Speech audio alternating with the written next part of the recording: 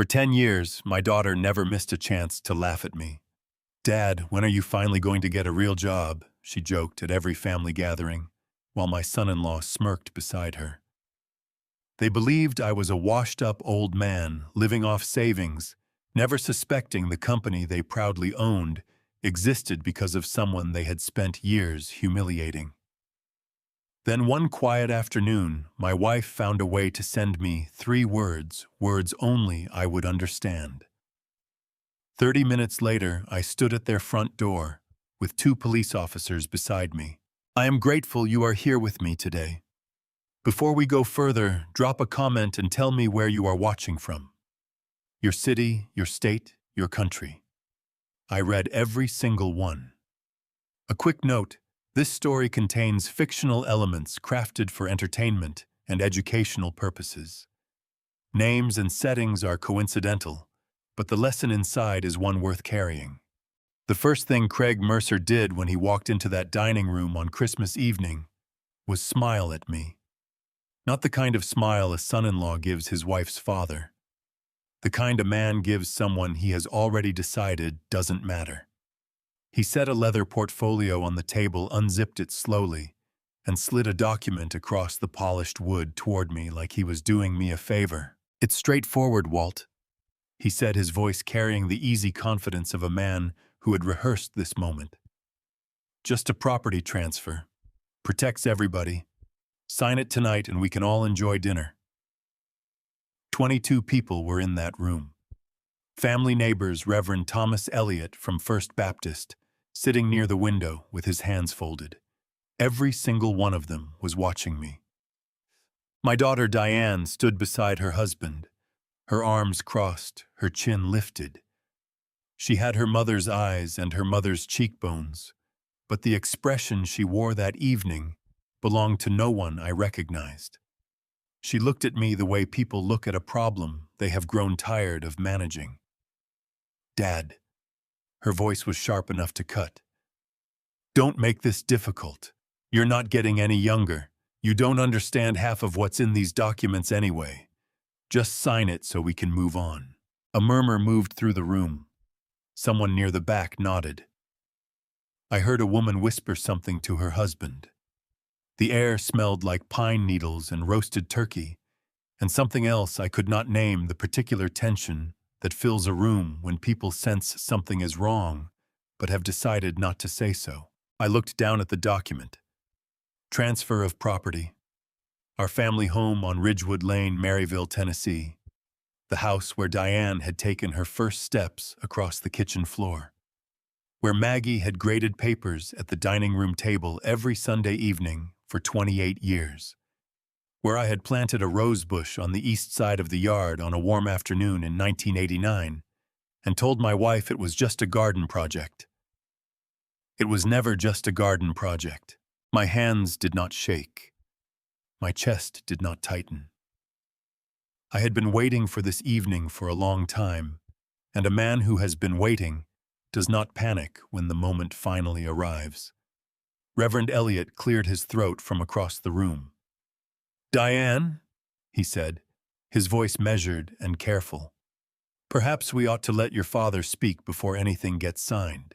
Craig turned toward the Reverend with a smile that did not reach his eyes. "Tom, we appreciate you being here. This is a family financial matter. We've got it handled." He said it warmly, the way a man closes a door without slamming it. Reverend Elliott pressed his lips together, but did not push further. He looked at me instead, and in his eyes I saw something steady. A man who had buried enough of this town's dead to know when something was not right. Craig uncapped a pen, a good one heavy silver, the kind that costs more than most people's grocery bills, and set it beside the document. "Walt." His voice dropped just for me, friendly, almost gentle. "Be reasonable." I had spent 10 years being called unreasonable. 10 years of holiday dinners where Diane apologized to her guests for her retired father who could not hold a job. 10 years of Craig's polite dismissals at Thanksgiving tables and birthday parties and backyard barbecues. 10 years of being the old man in the corner who nobody bothered to talk to, because what could he possibly have to say? I had not minded. Not once. Because there are two kinds of quiet men in this world. The kind who have nothing to say, and the kind who are waiting for the right moment to say everything. I reached into the inside pocket of my old jacket, the brown canvas one Diane had once begged me to throw away because it embarrassed her, and my fingers found the small USB drive I had placed there that morning before I left the house. I looked up at Craig. I looked at Diane. I looked at the 22 people sitting in that warm, well-decorated room, plates, waiting candles, burning Christmas tree, blinking in the corner, like nothing unusual was happening at all. Then I pushed the document back across the table with 2 fingers. "Before I sign anything," I said, "I'd like to show everyone something." Craig's smile did not disappear immediately. It took about 3 seconds, I counted for it to falter. He glanced at the USB drive in my hand, then back at my face, and for the first time that evening, something shifted behind his eyes. He did not know what was on that drive, but he knew in the way that guilty people always know before they know that whatever it was not good for him. He leaned back in his chair and crossed his arms. "Walt," he said, and his voice had changed, still controlled, but thinner now like ice in early spring. "Don't do something you'll regret." I almost told him that regret was the last thing on my mind.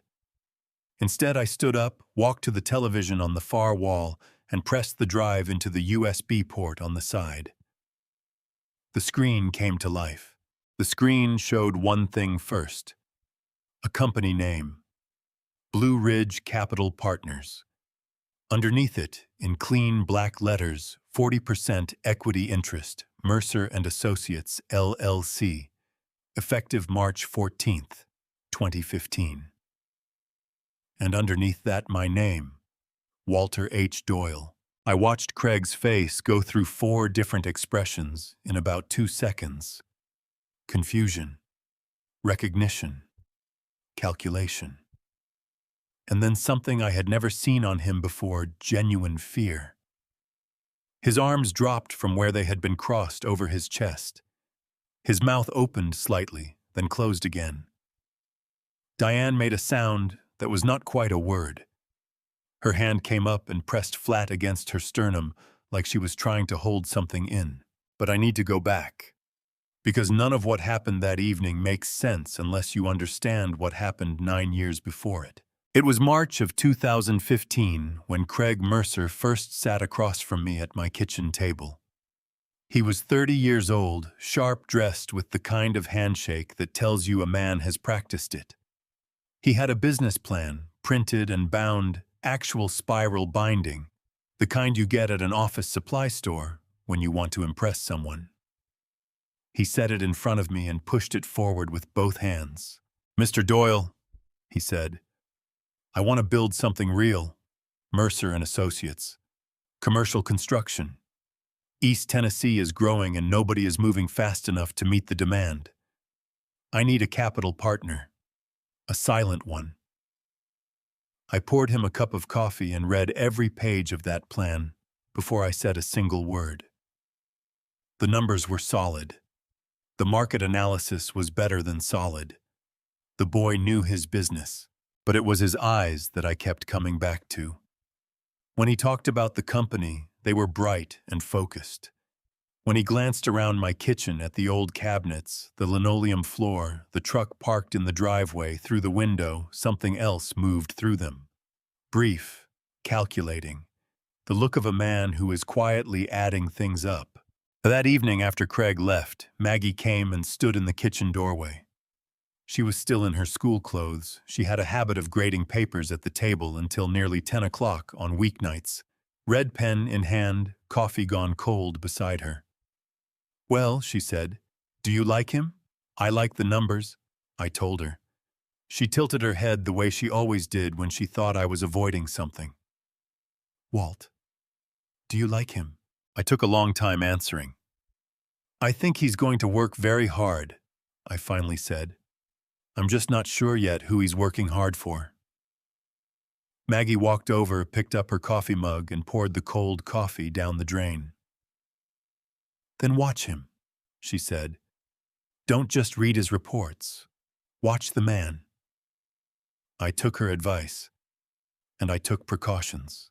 I contacted Susan Vance, an estate and asset attorney in Knoxville I had worked with years before. I structured the investment through Blue Ridge Capital Partners, a private LLC registered in Delaware. Susan served as the named trustee in all public filings. On paper, Blue Ridge was a faceless investment fund. No connection to Walter Doyle, retired engineer, Maryville, Tennessee. When Craig later asked Susan about the identity of Blue Ridge's principal, she answered as any trustee would, professionally and without detail. The fund was a passive investor. It did not seek board seats. It did not interfere with operations. It expected quarterly reports and an honest set of books. Craig accepted that. Of course he did. A silent partner who never asks questions is every ambitious man's dream. What Craig did not know, what he could not have known, was that I read every one of those quarterly reports at my kitchen table, in the same house he had dismissed 9 years ago, with a single glance through the window. I read them carefully, the way an engineer reads a structural report, looking for the thing that does not belong. For 7 years, I found nothing that alarmed me. Then Maggie had her stroke, and within 2 months, the quarterly reports started looking different. Small things at first. Line items that did not balance cleanly. Vendor payments to companies I could not locate with a basic search. Numbers that moved in directions that had no operational explanation. I printed those reports and stacked them in a folder. Then I stacked the folder on top of 8 years of folders just like it. I had always saved everything. Every email, every meeting summary, every amendment to the original operating agreement. My father had been an engineer before me, and he used to say that paper tells the truth long after people have stopped telling it themselves. He was right about that. At the dining room table that Christmas evening, Craig was staring at the screen like a man watching a bridge collapse slowly enough to see every bolt give way too fast to stop any of it. "That's not possible," he said, and his voice came out thinner than he intended. "That account, Blue Ridge, that's just a fund. That has nothing to do with me," I said. "No, I understand why you'd think that." I pressed the button on the remote. The next slide came up. The second slide showed 3 lines of text. No spreadsheets. No financial data. Just 3 short phrases, each on its own line, centered on a plain white background. Remember to water the roses on the east side. The kitchen clock is running slow. The neighbor's cat is sleeping under the porch again. I heard someone in the back of the room say, "What is that?" And I heard Craig's chair scrape against the hardwood floor as he shifted his weight. He was trying to work out what he was looking at, trying to decide if it mattered. It mattered more than anything else in that room. To explain why, I have to take you back to the summer of 1989, back to a Tuesday afternoon when I came home from 3 days in Nashville to find my wife sitting at the kitchen table with her hands folded in her lap, and a look on her face that made my stomach drop before she said a single word. Maggie had always been the steadier one of us. 28 years standing in front of a classroom full of 7-year-olds will do that to a person. She did not rattle easily. She did not cry over small things. But that afternoon, when I walked through the back door and saw her sitting there, her eyes were red, and her shoulders were pulled in tight like she was trying to make herself smaller. "Someone came to visit while you were gone," she said. Her voice was careful, controlled. The voice she used when she was holding something together by sheer will. "Harold Briggs, my mother's cousin." I set my bag down slowly. Harold Briggs had never once visited us in the 8 years we had been married. "He stayed 2 days," Maggie continued. "He was very kind, very patient. She paused and I watched her jaw tighten. And I signed something I should not have signed. Harold Briggs had spent 2 days in our home eating our food, sitting in our living room, talking about family and loyalty, and how difficult things had been since Maggie's mother passed. By the end of the second day, he had placed a document in front of her, a transfer of a small parcel of land that had belonged to Maggie's mother, land that had passed to Maggie, and he had talked her into signing it so quietly, so gently, that she had not fully understood what she was agreeing to until he was already gone. It took 6 months and a Knoxville attorney to undo what Harold Briggs had done in 2 days. That winter, Maggie and I sat at this same kitchen table, the coffee getting cold between us, the yard dark outside the window, and we made a promise to each other. Not a dramatic promise. Not the kind that gets written down or witnessed. Just two people who had learned something hard, deciding they would never be caught the same way twice. We built the code together. 3 phrases, each one built around something ordinary enough that no one listening would look twice. The roses on the east side meant, do not believe what I am saying. I am being pressured. I cannot speak freely. The kitchen clock running slow meant check the timing. Something in what I am telling you does not match reality. The neighbor's cat under the porch meant look outside. Investigate what is happening around me that I cannot see from where I am standing. And then Maggie did something that was so perfectly her that it still made my chest ache to think about it. She went out the following Saturday morning and planted a real rose bush on the east side of our yard. Dark red. Crimson Glory, the tag said. She pressed the soil down around it with both hands and stood up and brushed the dirt from her knees. Now it's true, she said. If I ever say it, it sounds like I'm talking about the garden. I stood there watching her and thought not for the first time that I had married someone considerably smarter than myself. We never used the code. Not once in 35 years. Life moved forward the way life does, slowly, then quickly, then slowly again. Harold Briggs died in 1997. The rose bush grew tall and full and bloomed every May without fail. I stopped thinking about the code the way you stop thinking about a fire extinguisher on the wall. You know it is there. You hope you never need it. Then on a Wednesday evening in late July of this year, my phone rang. Maggie's name on the screen. I answered on the second ring. She asked about the garden. She asked about the weather. She asked whether I had remembered to take my blood pressure medication. Her voice was bright and careful and just slightly too even, like a person reading from a script they had nearly memorized. And then she said in the same conversational tone she had used for everything else, "Oh, and Walt, remember to water the roses on the east side." My hand tightened around the phone so hard my knuckles went white. My throat closed.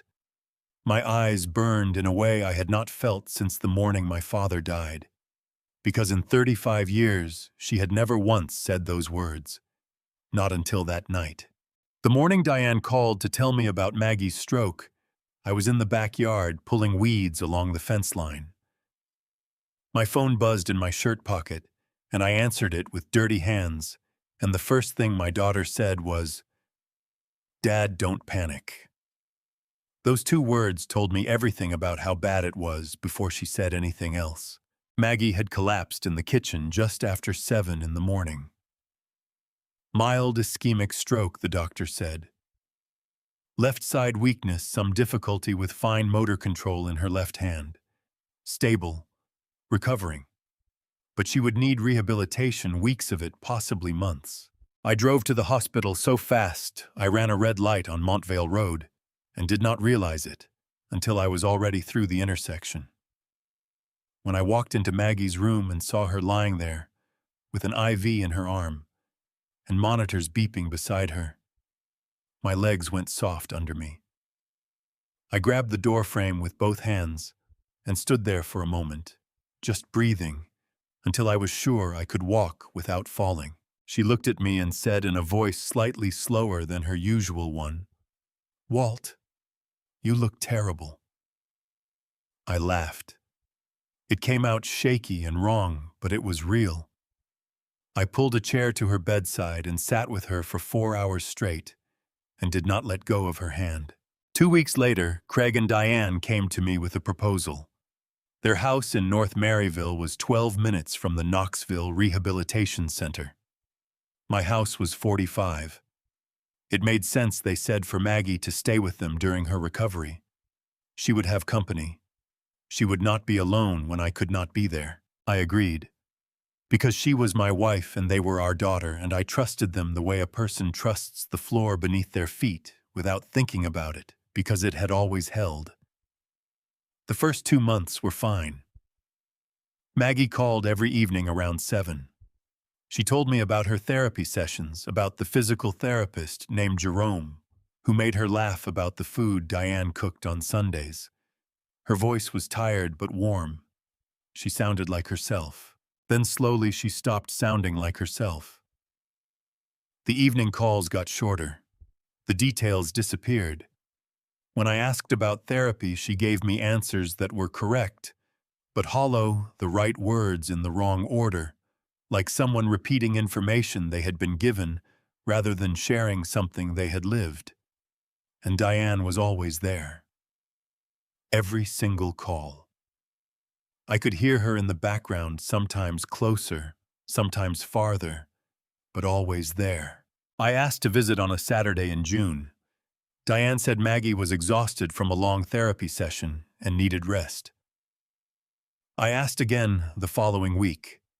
The doctor had advised limiting emotional stimulation, Diane told me. The week after that, Maggie was doing her exercises when I called and could not come to the phone. 3 visits canceled in 3 weeks, each one with a reason that sounded reasonable on its own. That was when I started keeping a log.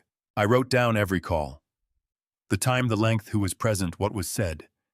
An engineer's habit: when something does not add up, you document until you find where the error is. In July, my neighbor Roy Tanner came over one evening while I was sitting on the porch.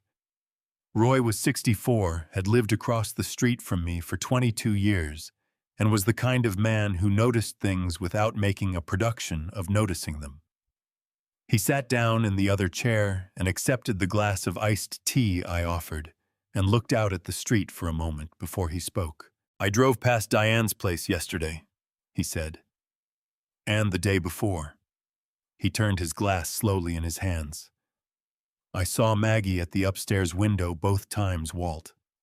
Just standing there, looking out." He paused. "She didn't wave, didn't move, just stood there like she was waiting for a bus that wasn't coming." My chest tightened so sharply I had to set my own glass down. "How long was she standing there?" I asked. "Long enough that I slowed down the second time to make sure I was seeing what I thought I was seeing." Roy looked at me directly. "Something's not right over there, Walt. I don't know what it is, but something's not right." I thanked him. After he left, I sat alone on that porch until the sun went down and the fireflies came out over the yard, blinking on and off in the dark, like small, uncertain signals. 3 nights later, Maggie called. She asked about the garden. She asked about the weather. And then, in a voice as smooth and ordinary as if she were reading the grocery list, she told me to remember to water the roses on the east side. I did not sleep that night. Not 1 hour. I lay in the dark with my eyes open and my heart going too fast, and by the time the sun came up over the ridge, I had already decided what I was going to do. I called Dale Hutchins at 7 the next morning. Dale and I had known each other since we were 11 years old, sitting 2 desks apart in Mrs. Patterson's 6th grade classroom at Maryville Elementary. We had grown up on the same street, played on the same Little League team, stood beside each other at each other's weddings. He had been sheriff of Blount County for 14 years, and in all that time I had never once called him about anything more serious then a tree that fell across my fence line in a windstorm. He picked up on the second ring. Walt. Not a question. Just my name the way old friends say it like they already know something is coming. I need to talk to you, I said. Not as a neighbor, as a sheriff. There was a brief pause. Come to the office. 8 o'clock. I was there at 10 minutes to 8. Dale's office smelled like burnt coffee and old paperwork the same as it had for 14 years.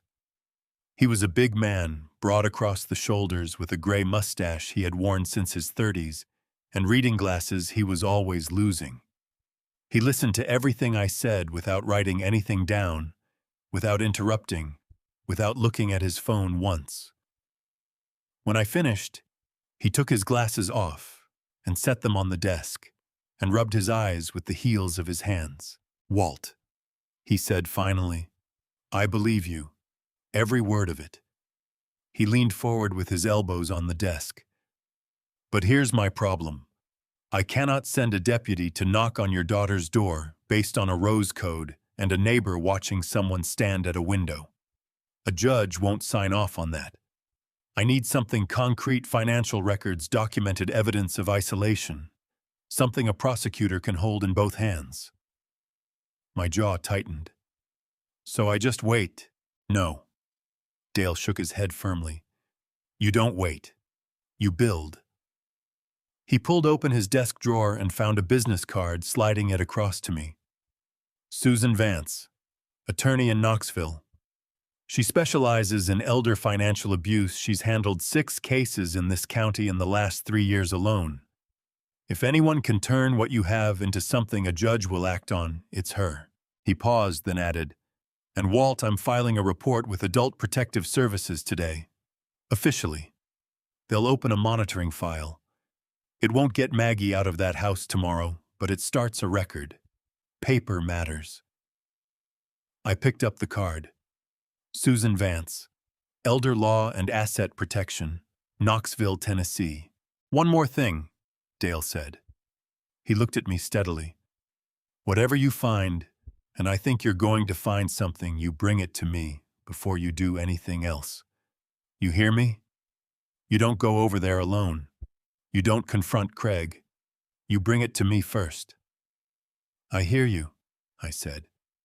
I drove to Knoxville that same afternoon. Susan Vance's office was on the 4th floor of a building on Gay Street, 2 blocks from the Tennessee River.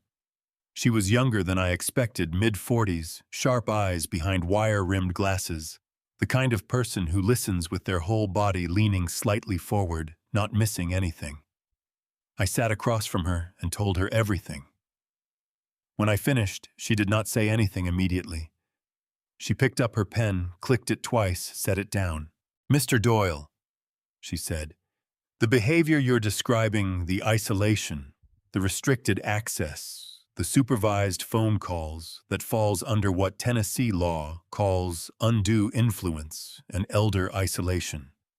Under Tennessee Code annotated 71-6-101, that's the foundation of an elder abuse claim. She paused. But to act on it, we need documented evidence, not suspicion, evidence.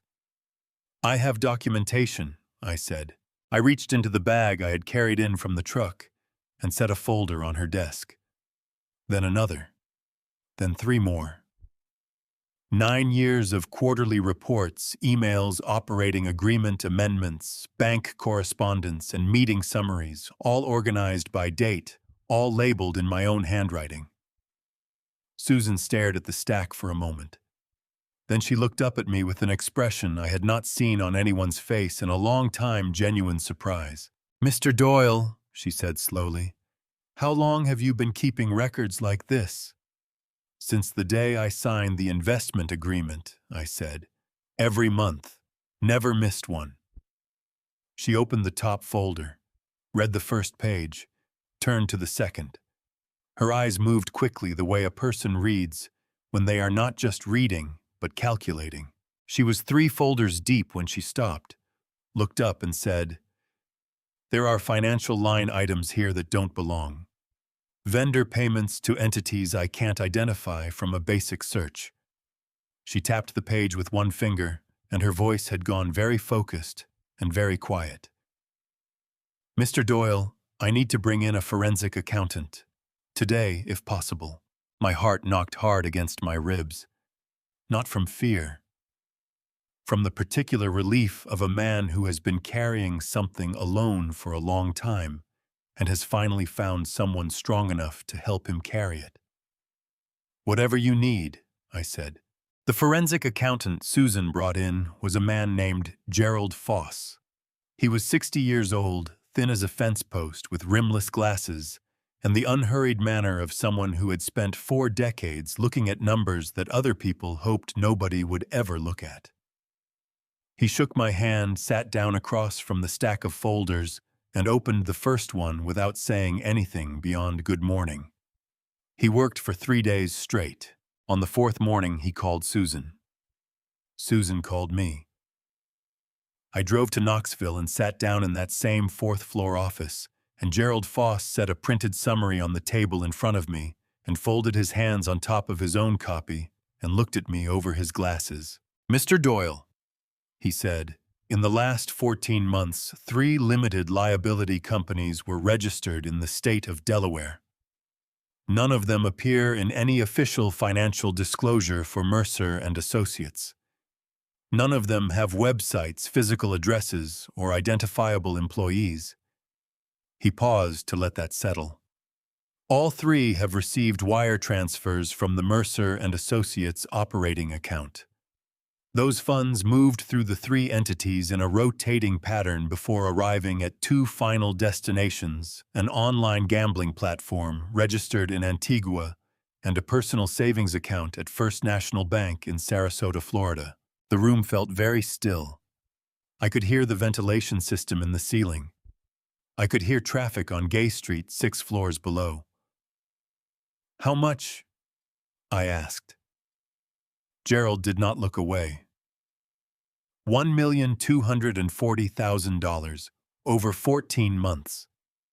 Susan set her pen down on the table. She pressed her lips together and looked at me carefully, the way people look at someone they are worried might not be able to absorb what they are hearing. I absorbed it fine. What I felt was not shock. It was the particular cold clarity of a man who suspected something terrible and has just been told he was right. This is wire fraud, Susan said. Structured and deliberate. Under federal statute 18 U.S.C. 1343, every one of those transfers constitutes a separate count, and the movement through shell companies before reaching the final account suggests an attempt to layer the funds, which starts to look like money laundering. She leaned forward. Walt, this is not just a civil matter anymore. This is criminal. I'm notifying the Tennessee Bureau of Investigation today. I nodded.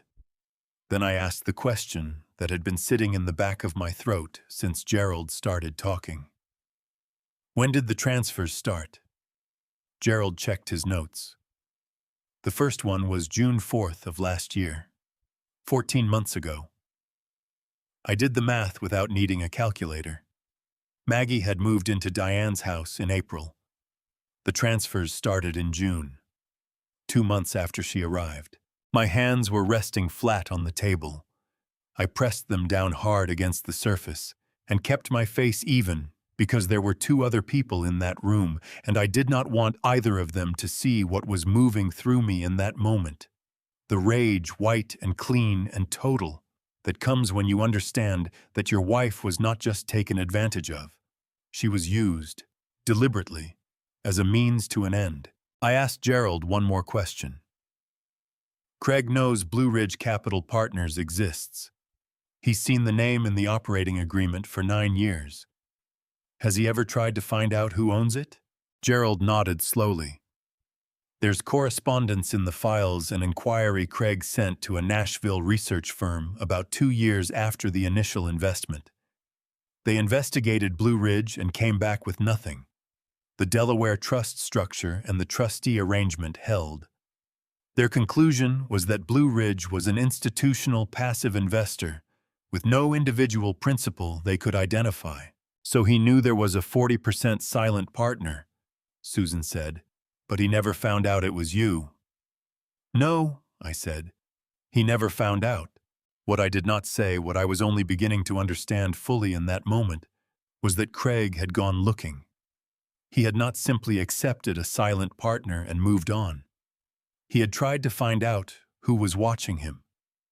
And when he could not find out, he had proceeded anyway, apparently deciding that whoever Blue Ridge was, they were not paying close enough attention to notice what he was doing.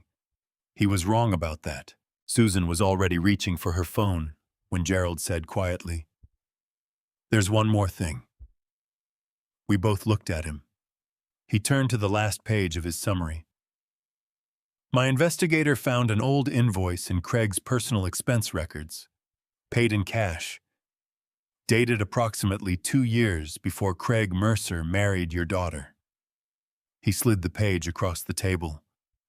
He hired a private investigation firm in Nashville to look into your personal finances, Mr. Doyle, before the wedding. The air went out of the room. I picked up the page, read it twice, set it back down.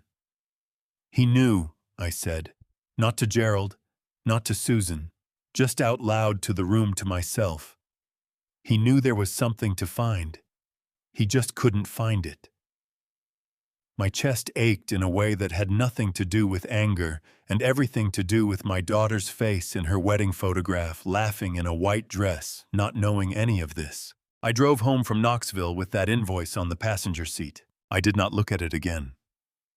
I did not need to. The information was already inside me, working its way through my chest like a splinter too deep to reach. Craig Mercer had investigated my finances before he ever asked my daughter to marry him. He had paid cash for that investigation, hoping to find something he could use, and when he found nothing, he had gone ahead with the marriage anyway, betting that whatever I was hiding was worth waiting for. 7 years. 7 years of Sunday dinners and birthday parties and Christmases, and the whole time Craig had been waiting for a door to open. When I got home, I went straight to the spare bedroom where I kept my filing cabinet. I opened the bottom drawer and pulled out the framed photograph I had put there 2 months ago because I could no longer stand to look at it on the mantelpiece. Diane and Craig on their wedding day. July 14th, 2017. Diane in her white dress, laughing at something off camera, her whole face open and unguarded, in the way that people only look when they believe they are completely safe. My throat tightened until it hurt.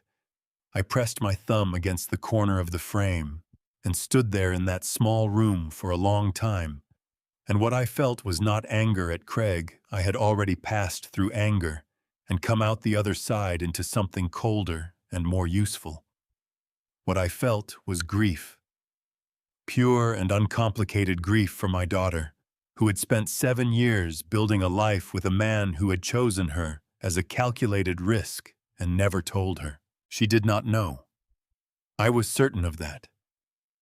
Whatever Diane had done, and she had done things I could not excuse, she had not known the full shape of what her husband was. My phone rang. Reverend Thomas Elliott. I cleared my throat before I answered. Tom. Walt. His voice was warm and unhurried the way it always was. The voice of a man who had sat with enough dying people to stop being afraid of silence. I haven't seen you at service in 3 weeks. Wanted to check in. I'm all right, I said, and even I could hear how unconvincing it was. Reverend Elliott was quiet for exactly 2 seconds. No, you're not, he said, without any judgment in it at all. And you don't have to tell me why. But Walt, whatever you're carrying right now, you don't have to carry it by yourself. That's not weakness. That's just sense. After I hung up, I stood in the kitchen and stared at the wall for a full minute. Then I called Susan. I need to understand something, I said. We have enough to go to the TBI right now. We have the shell companies, the wire transfers, the invoice. Why are we waiting? Susan's answer was immediate, like she had been expecting the question.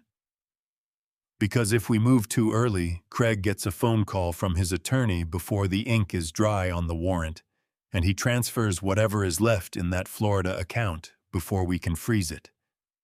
We have one chance to do this right, Walt. The TBI needs time to coordinate with Florida FDLE, the Financial Crimes Unit. Both states have to be ready to move at the same moment, or Craig walks away with whatever he managed to get out first. I understood the logic. I did not like it, but I understood it. How long? I asked. 2 months, maybe 3. I know that's hard to hear. Her voice softened slightly. But Maggie is physically safe, Walt. She is in that house and she is uncomfortable and she is being manipulated, and I know that is not acceptable to you. It is not acceptable to me either. But she is not in physical danger. And if we wait and do this right, Craig will not be able to touch a single dollar when this is over. I exhaled slowly. All right. There is one more thing, Susan said. I want you to start preparing for what comes after the legal action. Documentation of everything Maggie has been through, the isolation, the supervised calls the false medical claims. That evidence supports the elder abuse charges, and it protects Maggie's rights going forward. After I hung up, I went back to the spare bedroom and put Diane's wedding photograph back on the mantelpiece. I did not do it because I had forgiven anything. I did it because she was still my daughter, and because somewhere under everything that had happened, I still believed people were capable of more than their worst moments. I was not certain about that, but I was not ready to stop believing it yet. 3 days later, Maggie called again, and this time she mentioned the kitchen clock. The second code came on a Thursday evening in early September. Maggie called at 6:45.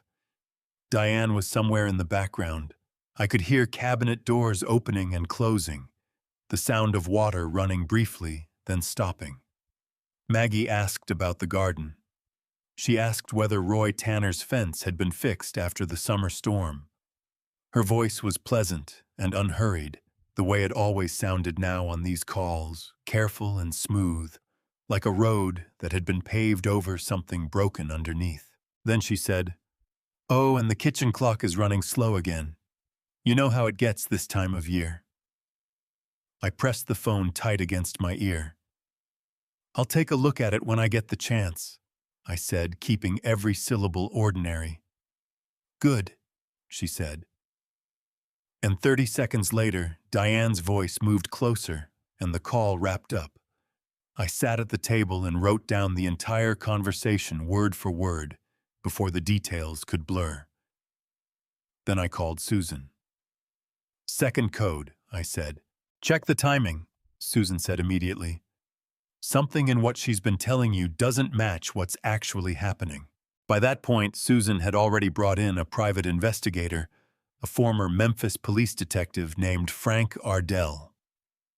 Frank was a broad-shouldered, unhurried man who spoke in short sentences and never used 2 words when one would do. He had been running quiet surveillance on Craig and Diane's property for 3 weeks, cross-referencing Craig's reported schedule for Maggie against actual observed movements. I met Frank at Susan's office the following morning. He spread a printed log across the table without preamble. 6 weeks of calls between you and Mrs. Doyle, he said, tapping the first column. I matched call times against exterior camera footage from the property across the street. Every single time Mrs. Doyle called you, there was a document on the table in front of her. Craig or your daughter was within arm's reach during every call. He paused. In 4 of the 6 recorded instances, whoever was present was reading along with the document while Mrs. Doyle spoke. My hands pressed flat against the table. The heat that moved through my chest was the kind that does not show on a person's face if they have enough years of practice holding things in. "She's reading from a script," I said. "Yes, sir," Frank said. "Every call." He turned to the second page. I also tracked Mrs. Doyle's actual movements against Craig Mercer's stated schedule for her rehabilitation. According to what Mercer told you, Mrs. Doyle attends physical therapy at Knoxville Rehabilitation Center on Tuesdays and Thursdays. He tapped 3 highlighted lines. In the last 6 weeks, she was transported to the rehabilitation center exactly twice. The other Tuesday and Thursday appointments, 6 of them, she was driven to First Tennessee Bank on Kingston Pike, and on 2 separate occasions to a notary office on North Shore Drive in Knoxville. The air left my lungs slowly like a tire going flat. "The bank," I said. "3 visits," Frank confirmed. "The notary office twice. I have vehicle tracking and timestamp photographs for all 5. Susan leaned forward. "Walt, this confirms the isolation pattern under Tennessee Code Annotated 71-6-101 elder abuse through coercion and false representation. Craig told you Maggie was in therapy. She was being taken to sign documents." Susan's voice was controlled, but tight. "I'm filing a subpoena for the notary office records today. Whatever Maggie signed, we need to see it." I stood up from the table and walked to the window. Gay Street was busy below ordinary Tuesday morning people, carrying coffee cups and checking their phones, the whole world moving normally, while mine was doing something else entirely. I thought about Maggie sitting in a notary's office on North Shore Drive, Craig beside her, a document on the table in front of her, pen in hand. I thought about how she must have felt, how carefully she must have been holding herself together, how deliberately she must have been keeping her face neutral, giving them nothing to use against her. She was in there fighting. She had been fighting the whole time. I turned back from the window and looked at Susan. "How long for the subpoena?" 72 hours, she said. "Maybe less." It was 61 hours. When Susan called me with what the notary records showed, I sat down in my kitchen chair and gripped the edge of the table with both hands, and for the first time since this whole thing started, I was genuinely afraid, not for myself, not for the house or the money or any of it, but for what Maggie must have been carrying alone in that room on North Shore Drive with no one there who was on her side. No one except herself. "There's a power of attorney document," Susan said, "signed by Maggie, transferring full financial and medical authority to Diane." A pause. "But Walt, look at the signature line." She sent me the scan. I opened it on my phone. Margaret Louisa Doyle. I stared at it. My wife's name was Margaret Louise Doyle. Had been for 58 years. I had watched her sign that name on checks and Christmas cards and school permission slips more times than I could count. Louisa. Not Louise. One letter. Changed deliberately by a woman who had spent 28 years teaching children that letters matter. Before I show you what Maggie did to protect herself from inside that house, something so quiet and so brilliant, it still takes my breath away. Drop the word "Rose" in the comments, so I know you are still with me. Every comment means more than you know. Quick note: this story weaves in some fictional elements for storytelling purposes.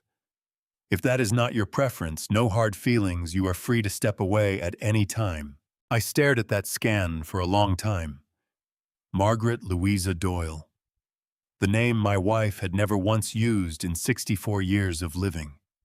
The name that appeared on no birth certificate, no marriage license, no tax return, no Christmas card she had ever signed in her careful, even schoolteacher's handwriting. Louise. Always Louise. Since the day she was born in a hospital in Knoxville on a February morning in 1960, her name had been Louise, not Louisa. I called Susan immediately. She had already seen it. "I need you to come in tomorrow morning," she said. Her voice had that particular quality it got when she was working hard to stay measured. "There are things I need to explain in person." I was at her office at 8 o'clock.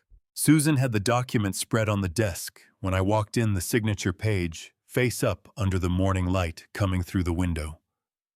She waited until I sat down And then she leaned forward with her hands folded and looked at me directly. Under Tennessee law, a power of attorney must be executed with the principal's legal name as it appears on their government-issued identification, she said. Maggie's ID reads Margaret Louise Doyle. The signature on this document reads Margaret Louisa Doyle. Susan tapped the page once. That is a defective execution. This power of attorney is legally invalid. It cannot be used to transfer financial authority, make medical decisions, or authorize any transaction on Maggie's behalf. I exhaled slowly. Craig doesn't know that. Craig does not know that, Susan confirmed.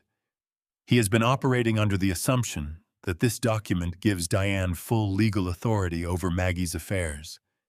It gives her nothing. She paused. But Walt, here is what matters. The notary certified this signature without catching the discrepancy. I pulled Maggie's ID record. The notary had it in front of them at the time of signing. They either missed it or chose not to flag it. Susan's jaw tightened slightly. Either way, that notary has a serious professional problem, and it gives us additional evidence of a flawed, pressured process. I stood up from the chair. I did not plan to.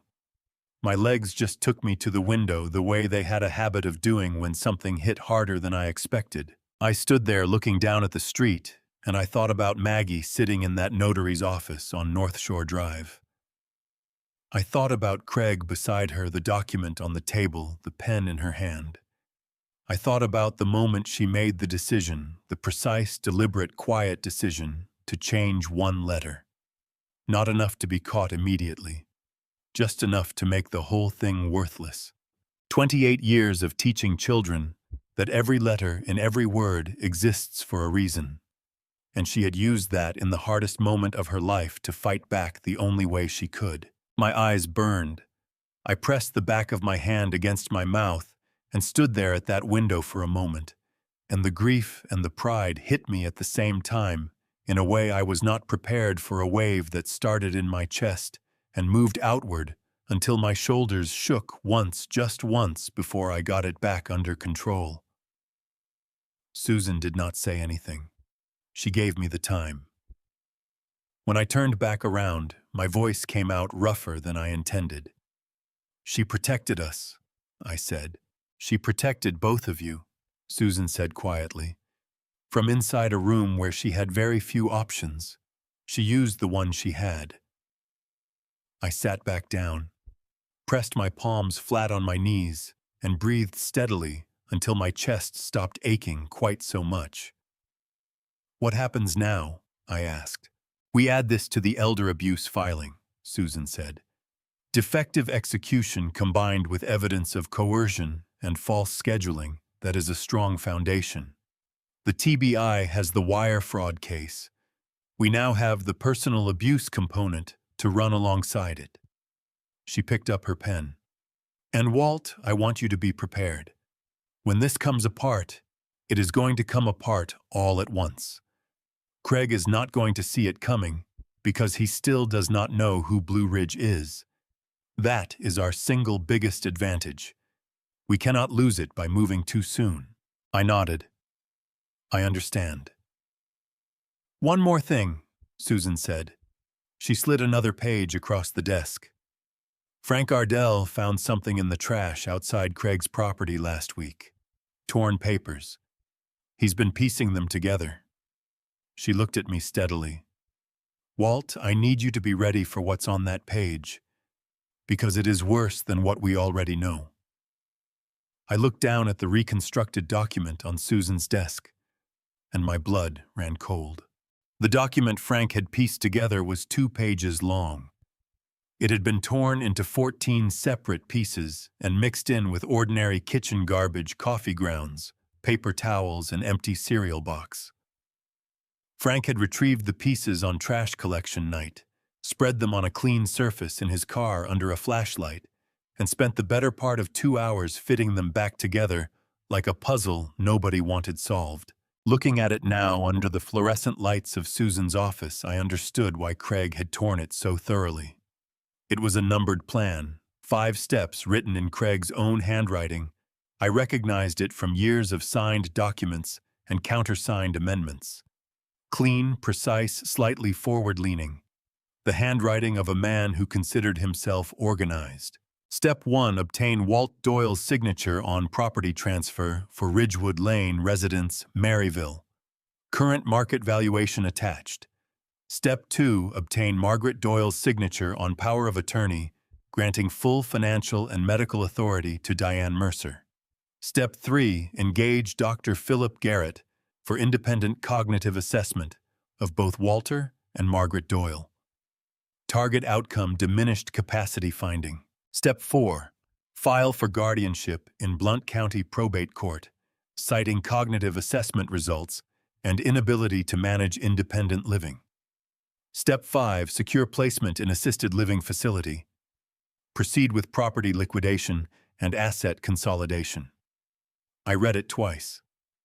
Then I set it down on the desk and pressed both palms flat against the surface and looked at it the way you look at something you cannot quite make your mind accept as real. Philip Garrett, Susan said. I looked him up this morning. He lost his medical license in Georgia in 2019 for falsifying patient assessments in 2 separate guardianship cases.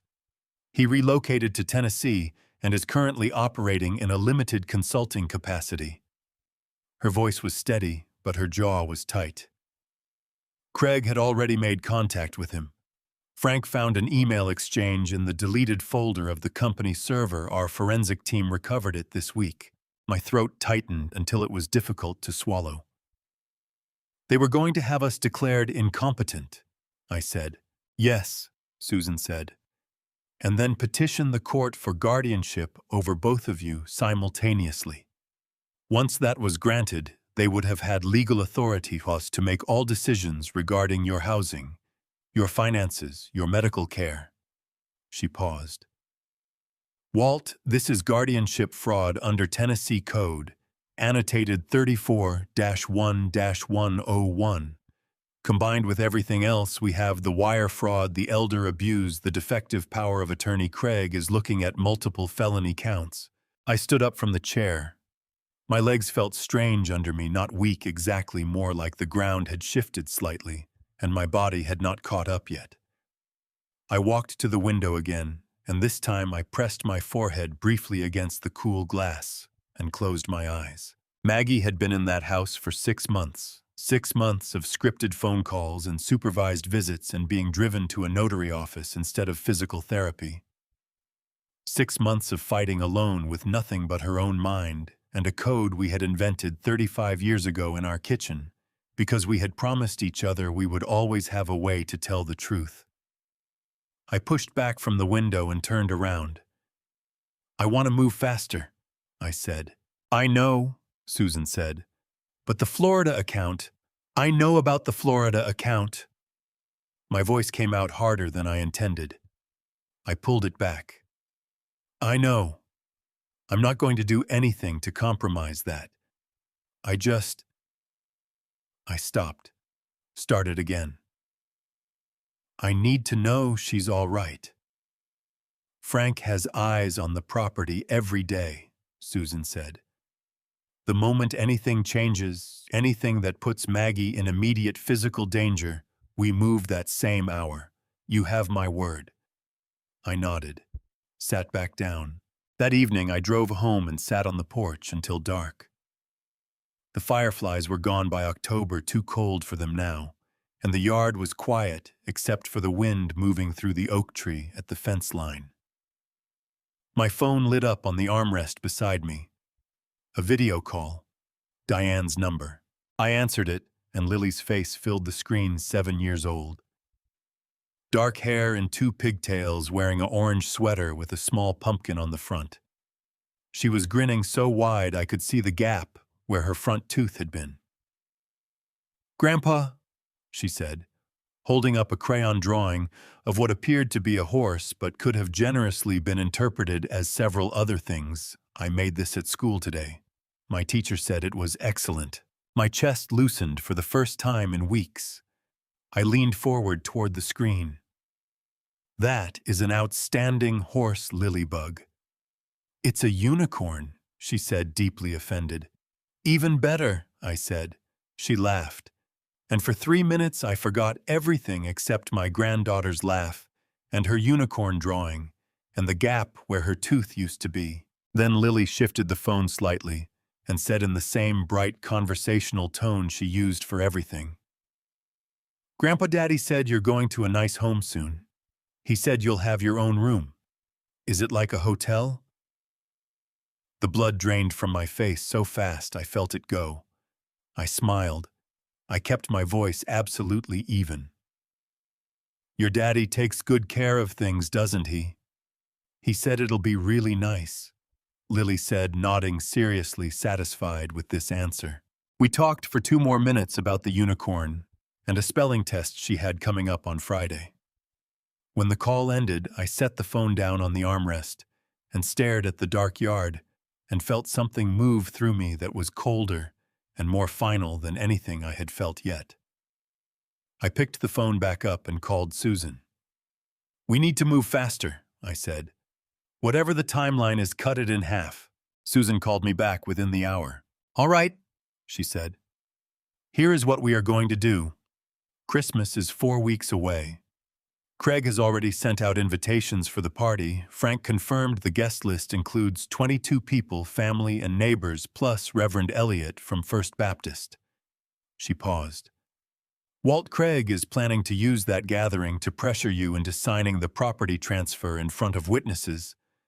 The social weight of the room is his last weapon. He thinks it will work." "It won't," I said. "I know it won't," Susan said. "So here is what I need from you. I need 4 weeks. The TBI and Florida FDLE are in final coordination. The moment we are ready to move, we move on everything simultaneously. The arrest warrant, the account freeze, the elder abuse filing. We do it all in one evening, and Craig has no room to maneuver."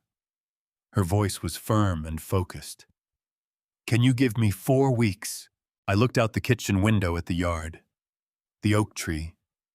The empty flower bed on the east side where the rose bush had gone dormant for winter, just bare stems and dark soil. 4 weeks, I said. The following 3 weeks moved the way time moves when you are waiting for something. You cannot rush slowly. During the days, too fast, at night. When you lie awake running through every possible way, things could go wrong. Susan completed the legal filing package. Every document organized, numbered, cross-referenced. Elder abuse charges, wire fraud counts, the guardianship. Fraud complaint, the defective power of attorney evidence. Frank's surveillance logs the reconstructed plan from the torn papers. It was the most thorough piece of legal work I had ever seen, and I had spent 30 years reading engineering contracts. Dale coordinated with the TBI field office in Knoxville. 2 agents, Special Agent Bowers and Special Agent Crawford, were assigned to the case and had been building their parallel investigation for 6 weeks. Dale told me they were ready. He said it with the particular satisfaction of a man who has been waiting a long time to say it. Then 3 days before Christmas, Gerald Foss called Susan. Craig had attempted to transfer $480,000 from the Mercer and Associates operating account to the personal account in Sarasota, Florida. The bank had flagged it. Under the Bank Secrecy Act, financial institutions are required to file a suspicious activity report with the Financial Crimes Enforcement Network. FIN's transaction shows patterns consistent with money laundering or fraud. The transfer Craig attempted triggered that requirement automatically. The account was frozen pending review before a single dollar cleared. Craig received a notification that the transaction was processing. He did not receive a notification that it had been flagged. He did not know the money had gone nowhere. Susan called me with the news at 9 in the evening.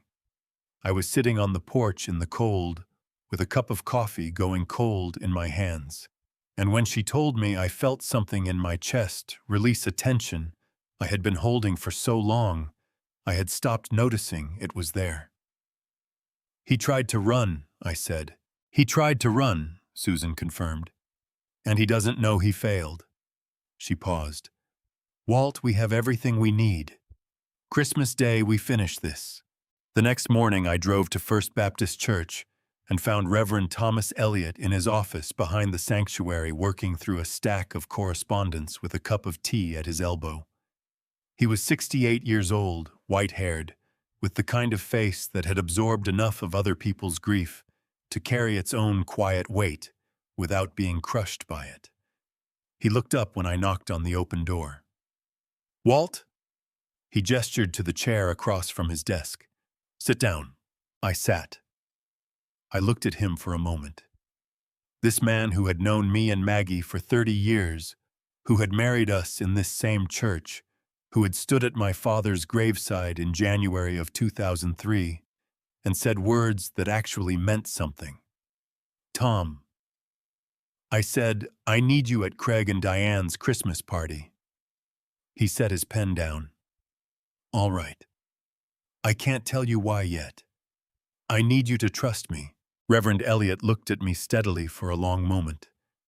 His eyes were the pale gray of winter sky, and they had the quality that certain people's eyes develop after years of sitting with the dying, the quality of seeing through the surface of things to whatever is underneath. Walt, he said finally, I have known you for 30 years. I have never once known you to ask for something you didn't need. He picked up his pen again. I'll be there. I drove home in the dark and sat at the kitchen table and looked at the photograph of Maggie on the wall across from me taken 15 years ago in the backyard, standing beside the rose bush on the east side laughing at something I had said that I could no longer remember. Her left hand, raised slightly fingers, spread like she was about to gesture toward something just out of frame. I pressed my hand flat against the table and made her a quiet promise. 4 more days. The message came on a Thursday afternoon, 6 days before Christmas. I was at my desk going through the final copy of Susan's legal package, reading each page, the way I read every important document, slowly from the beginning, making sure nothing had been missed. The house was quiet. Outside, a light rain was coming down on the yard, the kind of cold December rain that turns the ground dark and makes everything smell like wet leaves and wood smoke from the neighbors' chimneys. My phone buzzed on the desk beside me. A text message from a number I did not recognize. 3 words, East. Now, please. I sat very still for exactly 3 seconds. Then I picked up the phone and called Susan. She answered before the second ring. I read her the message. She did not hesitate. I'll have the emergency protective order filed with Blount County Circuit Court within the hour, she said. Under Tennessee elder abuse statute, I can request an ex parte order. The judge reviews it without Craig or Diane present. With the evidence package we have, this will be signed within 2 hours. Walt, her voice dropped slightly. Don't go without Dale. Promise me. I promise, I said. I was already standing up from the desk. I called Dale next. He picked up on the first ring. She sent the signal, I said. There was a brief pause, the pause of a man shifting from one mode to another. I'll meet you at the corner of Sycamore and Ridge in 45 minutes. Don't pull into their driveway until I'm beside you. I changed out of my work clothes and into something warmer. I drove to the corner of Sycamore and Ridge and parked behind Dale's cruiser at 3:47 in the afternoon. He walked back to my truck and leaned in through the window. His face was the face he wore when things were serious, jaw-set eyes steady, all the easy friendliness of 40 years of friendship set aside for now. Susan's order came through, he said. Judge Hartley signed it 18 minutes ago. He held up the paper briefly. We go in, we present the order, we remove Maggie. Craig does not have the legal authority to prevent that. If he tries, I arrest him on the spot. He looked at me directly. Walt, let me do the talking at the door. Your job is Maggie. Understood, I said. We pulled up to Craig and Diane's house at 4:03, 37 minutes after Maggie's text. Dale knocked. 3 times the way law enforcement knocks, not aggressive, but carrying a particular authority that ordinary knuckles on wood do not have. Craig opened the door. I watched his face move through the same progression I had seen on the screen at the Christmas party.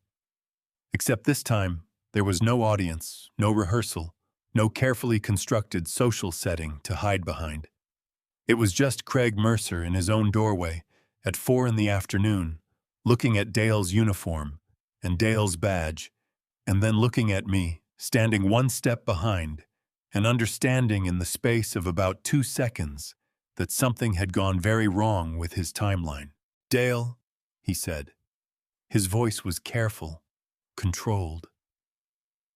"What is this about, Mr. Mercer?" Dale's voice was even and professional. "We have an emergency protective order issued by Blount County Circuit Court under Tennessee Code Annotated 71-6-120 relating to the welfare of Margaret Louise Doyle. We are here to ensure Mrs. Doyle's safety and facilitate her return to her primary residence." He held the order up. "You are not permitted to obstruct this process." Craig's mouth opened, closed. He looked at me again, and this time what I saw in his eyes was not fear exactly. It was the particular expression of a man whose plan has just developed a crack he cannot immediately calculate the size of. "This is Diane." He turned his head toward the interior of the house. "Diane." I did not wait. I stepped past Craig and walked into the house. Maggie was in the living room sitting in the armchair nearest the window. She was wearing her blue cardigan, the one she had owned for 12 years, soft from washing, and her hands were folded in her lap, with the careful stillness of someone who has been practicing stillness for a very long time. She heard my footsteps and looked up. The sound she made was not a word. It was the sound a person makes when something they have been holding together with sheer determination finally gets to let go, a short, broken exhale that came from somewhere deep, and then her eyes filled and spilled over, and she pressed one hand over her mouth, and the tears ran down her face freely, without any attempt to stop them. My throat closed entirely. I crossed the room in 4 steps and crouched down in front of her chair and took both her hands in mine. They were cold. I held them tighter. "I've got you," I said. My voice came out rough and low. "I've got you, Maggie." She nodded, still unable to speak, her fingers gripping mine hard enough to hurt. I did not mind the hurt. I was glad for it. Behind me I could hear Craig talking, his voice rising slightly, losing its careful edges, asking questions that Dale answered in the same measured tone without raising his own voice once. Somewhere above us on the staircase I heard footsteps stop. I looked up. Diane was standing on the 3rd step from the bottom, one hand on the railing, looking down at her mother in the armchair, and her father crouched on the floor, holding her mother's hands. Her face was doing something I had not seen it do in a very long time. The careful composure she wore like armor was cracking along the edges, and underneath it was something younger and more confused and considerably less certain of itself. She did not speak, neither did I. I helped Maggie to her feet. She held my arm with both hands as we walked to the door, and she did not look back at the room or at Craig or at Diane on the stairs. She looked straight ahead, chin up, the way she had walked into difficult rooms for 58 years. When we reached the car, I opened the passenger door for her.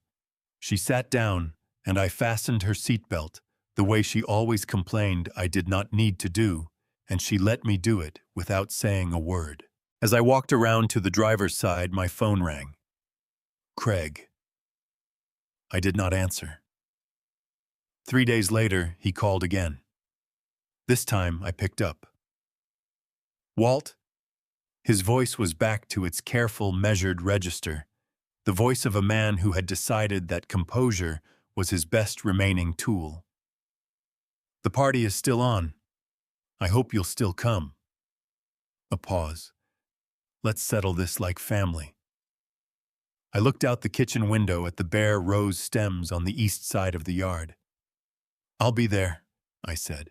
Christmas morning came in gray and cold, the way December mornings do in East Tennessee, when the sky cannot decide between clouds and clearing and settles on both at once. I woke at 5:30 without an alarm. Maggie was still asleep in the bedroom down the hall. She had been home for 6 days, sleeping in her own bed, eating breakfast at her own kitchen table, moving through the house at her own pace without anyone telling her where to be or when to speak. Every morning I heard her slippers on the hardwood floor and felt something in my chest loosen that had been tight for 8 months. I made coffee and sat at the kitchen table in the dark and went through everything one final time. Susan had called the night before with the last confirmation. Special Agent Bowers and Special Agent Crawford from the TBI were staged and ready. Dale had his deputies positioned. Florida FDLE had been notified and was standing by to execute the account freeze the moment the arrest warrant was activated in Tennessee. The $480,000 Craig thought was sitting in Sarasota was still frozen, still flagged, going nowhere. Craig did not know any of this. He had spent the last 6 days telling himself that the emergency protective order was a temporary setback, an old man's moment of stubbornness that could still be resolved if he could get Walt into a room with enough witnesses and enough social pressure. He still thought the house on Ridgewood Lane was his endgame. He still thought he was one signature away from everything he had planned. The emergency protective order had removed Maggie from his home, but it had not placed him under arrest. He remained free on his own recognizance while the TBI completed its investigation, free enough apparently to send Christmas dinner reminders as though nothing had shifted beneath his feet. That was the last advantage I had, and I intended to use it completely. At 7 o'clock, I heard Maggie's slippers in the hallway. She appeared in the kitchen doorway in her robe, her gray hair loose around her shoulders. Her left hand held slightly away from her body, the way she did when it was stiff in the mornings. She looked at me, sitting at the table with my coffee, and the expression on her face was the particular expression of a woman who knows her husband better than he knows himself. "You haven't slept," she said. "I slept some," I said. "Walt." She said my name the way she had said it for 35 years, 2 syllables that somehow contained an entire conversation. "I'm all right," I said. "Come sit down." She poured herself coffee and sat across from me. For a moment, we just looked at each other across the kitchen table, the same table where we had built the code 35 years ago, where I had read Craig's business plan 9 years ago, where I had sat alone for 8 months, wondering if I was doing the right things in the right order. "Are you ready for today?" Maggie asked. "Yes," I said. She wrapped both hands around her mug. "Walt, whatever happens in that room today, I need you to remember something." She looked at me steadily. "Diane is still our daughter. Whatever she did, whatever she allowed, she is still ours. Don't forget that in there." My throat tightened. "I won't," I said. She nodded. That was enough. At 10 o'clock I dressed. The brown canvas jacket Diane had once begged me to replace.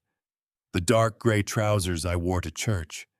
The same boots I had owned for 11 years. I looked at myself in the bathroom mirror for a moment, 60 years old, gray at the temples, lines around the eyes that had not been there a decade ago. And I thought about the last 10 years of Christmas dinners, where Craig had shaken my hand, and Diane had apologized to her guests, and I had sat in the corner and been invisible. I picked up the USB drive from the dresser and put it in my jacket pocket. Maggie was waiting at the foot of the stairs. She reached up and straightened the collar of my jacket with her right hand, her good hand, and then held my face briefly between her palms, the way she had done at every important moment in our lives. Before job interviews, before my father's funeral, the morning I drove her to the hospital when Diane was born. "Go," she said quietly, "and come back." I drove across Maryville on roads that were quiet and Christmas morning empty, past closed gas stations and dark storefronts, and one small church with its lights already on and its parking lot beginning to fill. I turned onto Craig and Diane's street at 11:15. Their house was lit up from every window. I could see the glow of the Christmas tree through the front glass, the shadows of people moving inside. 2 cars I did not recognize were parked along the curb the guest list was filling in. I sat in the truck for 60 seconds, checked my jacket pocket for the USB drive, checked my phone. One message from Susan sent at 11:08. "We are in position whenever you're ready." I typed back 2 words, "Going in." I climbed out of the truck, pulled the door shut behind me, and walked up the front path toward the house where my daughter had built her life and her husband had built his lies, carrying nothing but an old jacket and a small piece of plastic that contained everything I needed to end it. Craig opened the door before I could knock. He was smiling, freshly dressed, confident, extending his hand for a handshake, with the ease of a man who believes the morning is going exactly as planned. "Walt," he said warmly, "Merry Christmas. Come on in." I shook his hand. "Merry Christmas, Craig," I said, and I walked inside. The house smelled like cinnamon and pine and something roasting in the oven that under any other circumstances would have made me hungry.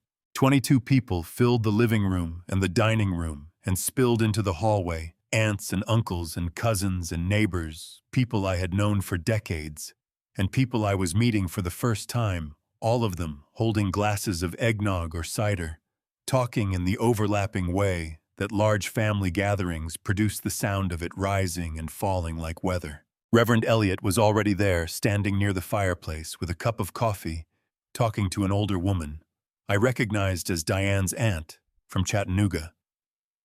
He caught my eye across the room the moment I walked in. He gave me a single small nod. I gave him one back. Lily found me before I had taken 3 steps inside. She came at a full run from somewhere near the Christmas tree arms, out and hit me at about hip height, with the particular force that 7-year-olds deploy when they have been waiting for something. I caught her and held on and pressed my face briefly into her hair, which smelled like the strawberry shampoo she had used since she was 4. "You came," she said, pulling back to look at me with an expression of complete satisfaction, as though my attendance had been in serious doubt. I said I would. I told her. She grabbed my hand and began pulling me toward the tree to show me something hawking rapidly about ornaments and a shepherd's crook she had made at school from pipe cleaners, and what she wanted for Christmas, and whether I thought it had already been delivered or was still coming. I let her pull me. I listened to every word. I laughed at the right places. And while she talked, I scanned the room. Craig was near the kitchen doorway speaking with 2 men I recognized as contractors who did business with Mercer and Associates.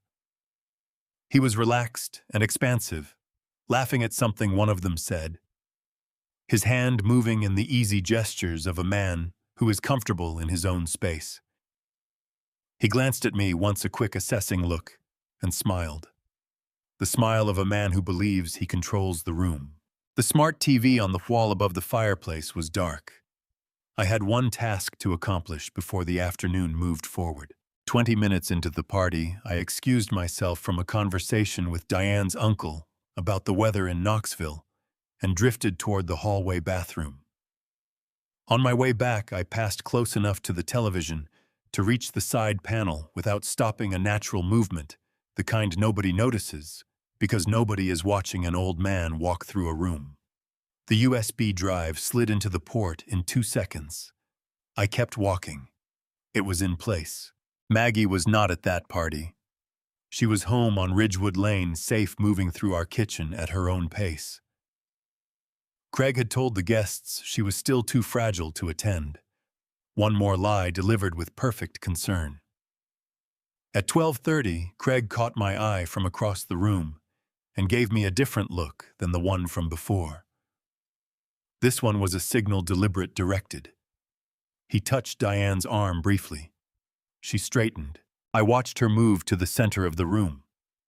She tapped her glass with one finger twice, and the conversations around her began to quiet, in the way conversations do when someone with authority in a room asks for attention. "Before we sit down to eat," Diane said, her voice carrying easily across the room, "there's a small family matter we'd like to take care of."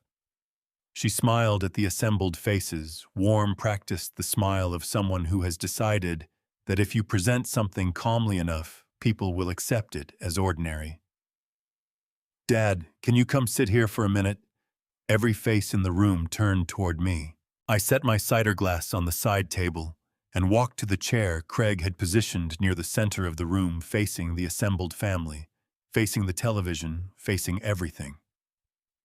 I sat down and folded my hands in my lap and waited. Craig opened the leather portfolio. He removed the property transfer document, the same one he had been planning to put in front of me for months, and laid it on the small table beside my chair. He set a pen beside it. A good pen. Heavy. Silver. The same one from before. Walt. His voice was warm and careful and carried just enough volume for the room to hear. "This is just a straightforward property arrangement. Protects everyone. We've talked about this." Then Diane stepped forward. And what came out of her mouth in the next moment was not the careful, measured language she had used before. It was something raw, something that had been waiting longer than this afternoon to come out. "Just sign it, Dad." Her voice was sharp and loud enough that the conversations at the edges of the room stopped completely. "We all know you don't understand these things anyway. You never have. Just sign the paper and let the adults handle it." The room went very quiet. Reverend Elliot set his coffee cup down on the mantelpiece. He straightened to his full height and said in his measured, unhurried voice, "Diane, perhaps we ought to let your father speak before anything gets signed." Craig turned toward him immediately. "Tom, we appreciate you being here." His smile did not move. "This is a family financial matter. We've got it handled." Reverend Elliot looked at Craig for a long moment. Then he looked at me. And in his pale gray eyes, I saw the same thing I had seen in Susan's office, the same thing I had seen in Dale's, the same thing I had seen in Frank Ardell's printed logs, the particular expression of a person who has looked at the evidence and made up their mind. He sat back down, but he did not look away from me. I looked at the document on the table. I looked at the pen. I looked at Craig's face, still arranged in its careful expression of reasonable patience. I looked at Diane, whose jaw was set and whose eyes were bright with something that had gone past frustration into something colder. And I thought of Maggie at the kitchen table this morning, her right hand holding my face, her voice quiet and steady. "And come back." I placed 2 fingers on the property transfer document and pushed it slowly away from me across the table. I picked up the small remote from my jacket pocket. "Before I sign anything," I said, and my voice came out steady as a level line, "I'd like to show everyone something." Craig's smile stayed on his face for almost 4 full seconds after I said it. Then it began to go. "Before I show you what was on that screen, before I tell you what Craig's face looked like when 40% appeared in black letters next to my name, leave East Side in the comments. I want to know you are here for this moment. Because this is the moment everything changes. This story includes fictional elements constructed for educational and entertainment purposes, Names and settings are coincidental, but what happens next, I believe, is something worth witnessing. The television screen came to life with a soft electronic click that cut through the room like a knife through still water. For a moment, nobody spoke. 22 people turned toward the screen with the reflexive attention that humans give to any light that suddenly appears in a room. And then they saw what was on it, and the attention shifted from reflexive to something else entirely. Blue Ridge Capital Partners. Walter H. Doyle Principal. Trustee, Susan A. Vance. 40% equity interest. Mercer and Associates. LLC. Effective March 14, 2015. I watched Craig read it. I watched the precise moment his mind caught up with what his eyes were showing him, the slight forward movement of his head, almost imperceptible the way a person leans in when they cannot quite believe what they are seeing. His face went the color of old concrete. His hand resting on the arm of the chair beside him curled slowly into a fist and then released. Diane made a sound beside him, a short, sharp intake of breath, and grabbed the back of the nearest chair with both hands. "That's not possible," Craig said.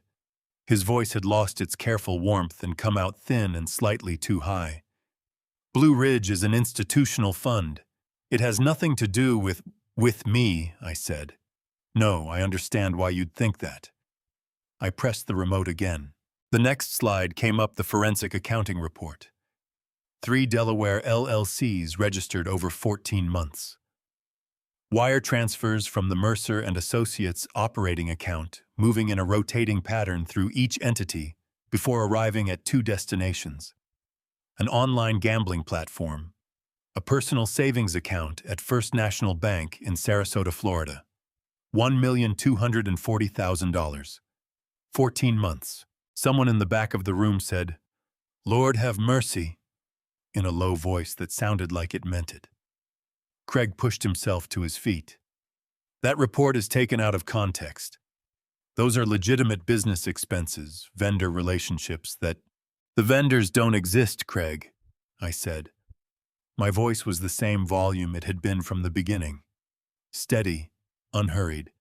The voice of a man reading from a level he has already run twice. "We checked. All 3 companies have no employees, no physical addresses, no operational history. The forensic accountant's report is 214 pages long. I have copies for anyone who would like one."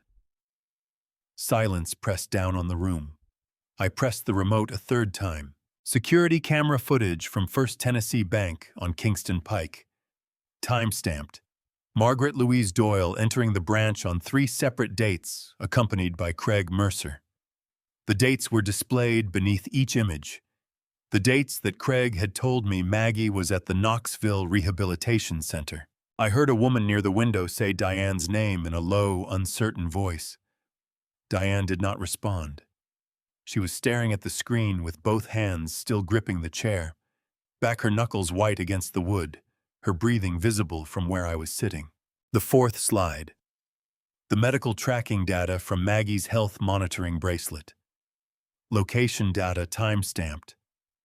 The gap between where Craig said she was and where she actually was rendered in clean columns on a white background. 17 discrepancies over 8 months. "She was never not getting better," I said. "She was just getting better somewhere you didn't know about." Craig took 2 steps toward me. His voice had dropped and gone hard. "Walt, stop this right now. You don't know what you're doing." "Craig." Reverend Elliott's voice came from across the room, not loud, but with the particular quality of a voice that has learned how to carry weight without raising itself. "Sit down." Craig stopped. Something about the Reverend's tone, the absolute absence of anger in it, the complete calm seemed to reach him in a way that argument could not have. He did not sit, but he stopped moving. I pressed the remote one final time. Audio. Craig's voice recorded in the upstairs hallway of this same house 6 weeks earlier, by a small device Frank Ardell had positioned during a scheduled maintenance visit that Craig had approved without reading the work order carefully enough. Craig's recorded voice filled the room clear and unmistakable. "You just need to make him sign. That's all I'm asking, Margaret. Just get him to put his name on the paper. You can do that. It's one thing." The silence that followed was the loudest thing I had ever heard in a room full of people. Diane let go of the chair back. She pressed both hands flat over her mouth. Her eyes were filling fast, and the expression on her face was not guilt and not anger. It was the expression of a person watching something they built collapse in real time, understanding in the same moment both what it was and what it cost. I looked at Craig. He was looking at Diane. I spoke to the room, but I was watching him. 3 days ago, Craig attempted to transfer $480,000 from the Mercer and Associates operating account to a private account in Sarasota, Florida. I paused. He did not tell Diane. The air in the room changed. Diane's hands dropped from her mouth. She turned to look at her husband, and the expression on her face shifted into something I had not seen before, something past hurt, past confusion, into a cold and total clarity that was almost painful to witness. "Craig," her voice cracked on the single syllable.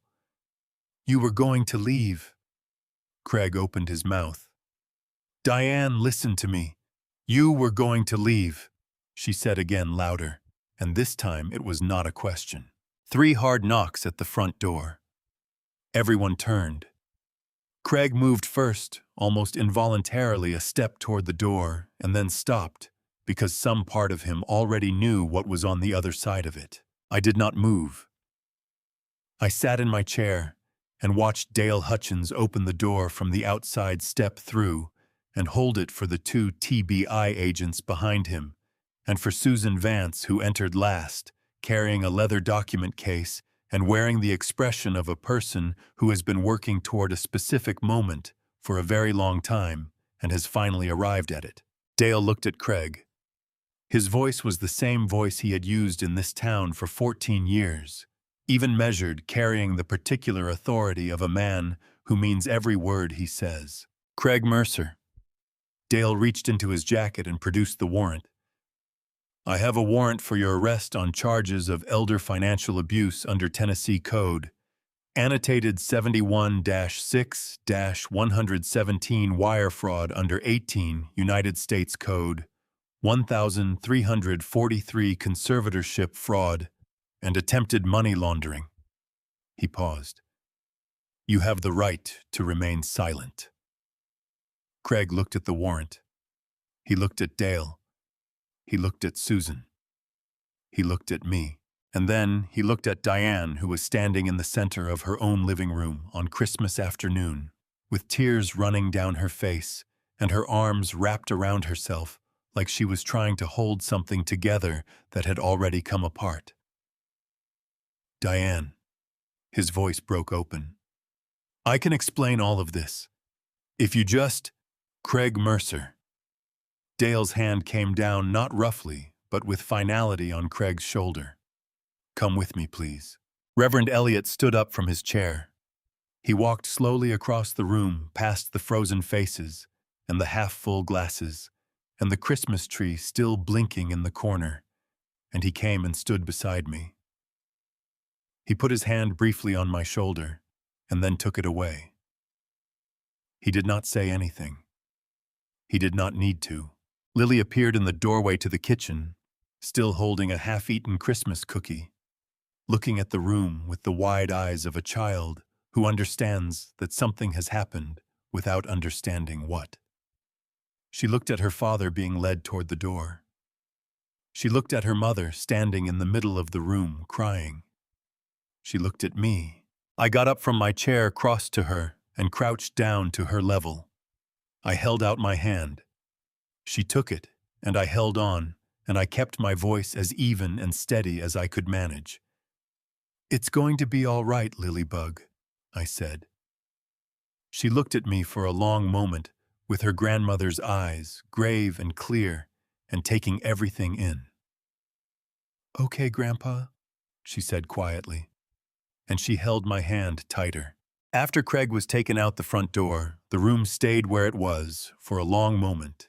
22 people standing in various positions around a decorated living room on Christmas afternoon, holding drinks that had gone warm, looking at each other, and at the dark television screen, and at the front door that had just closed, trying to absorb the distance between what they had expected this afternoon to be and what it had turned out to be. Reverend Elliot was the first one to move with any purpose.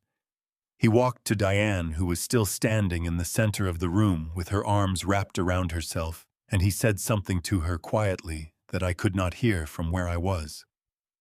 Whatever it was, she nodded. She let him guide her to a chair. She sat down heavily, like her legs had been waiting for permission. I carried Lily to the kitchen and sat her at the table with the rest of her Christmas cookie and a glass of milk, and told her that the grown-ups needed to talk for a little while, and that everything was going to be all right. She looked at me with those grave, clear eyes and said, "You already said that, Grandpa." I told her I meant it both times.